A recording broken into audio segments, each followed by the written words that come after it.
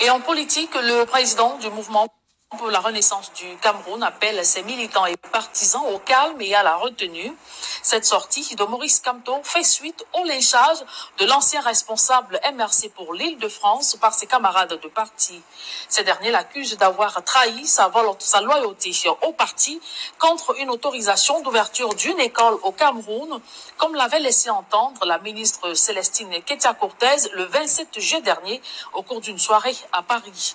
Traité de tous les noms d'oiseaux sur les réseaux sociaux, le mis en cause de Fidèle Tchikwa a dit sa part de vérité à Landry Tchatchouang, notre correspondant à Paris. Reportage. Et au cours d'une soirée de gala en Île-de-France à laquelle participait Madame la ministre Ketia-Cortez, prenant la parole pour entretenir les invités et on dirait sur les réseaux sociaux qu'elle avait fait cette déclaration. Il était dans la salle, il est revenu au Cameroun, il avait dépensé dans l'opposition, il n'avait rien gagné. Quand il est venu, le président de la République lui a donné une autorisation de création d'école.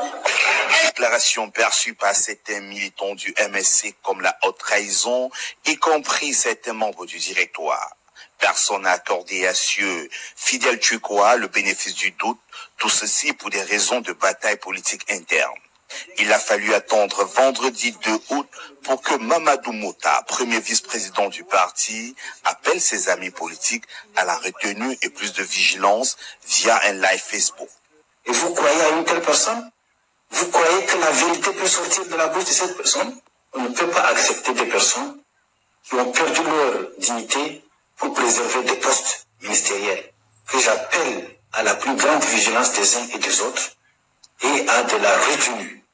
Dans son objectif de rendre compte au-delà de l'image, Equinox Télévision est allé à la rencontre de Fidèle Tchikwa, ancien communal de RMC Île-de-France. Surpris par les propos de Madame le ministre, il souhaite un démenti de ses propos mensongers qui ont terni son image. Je n'ai point troqué un quelconque agrément contre mon engagement. Je ne sais pas si elle mesure l'impact de ces propos-là, qui peuvent même nuire à ma personne. J'aurais souhaité fortement que Madame le ministre revienne sur ces propos et dise que je n'ai pas assisté au casse de l'ambassade et que je me suis point repenti. Donc je n'ai fait aucune trahison, moi. Je n'ai fait aucune trahison. Je n'ai jamais démissionné du MRC. J'avais démissionné de mon poste. Fidèle Tchikwa souhaite aussi que le directoire du MSC soutienne les cadres du parti pendant les situations compliquées. En attendant 2025, l'opposition doit se préparer à faire face à toutes les manœuvres de déstabilisation, car en politique et plus précisément au Cameroun, tous les coups sont permis.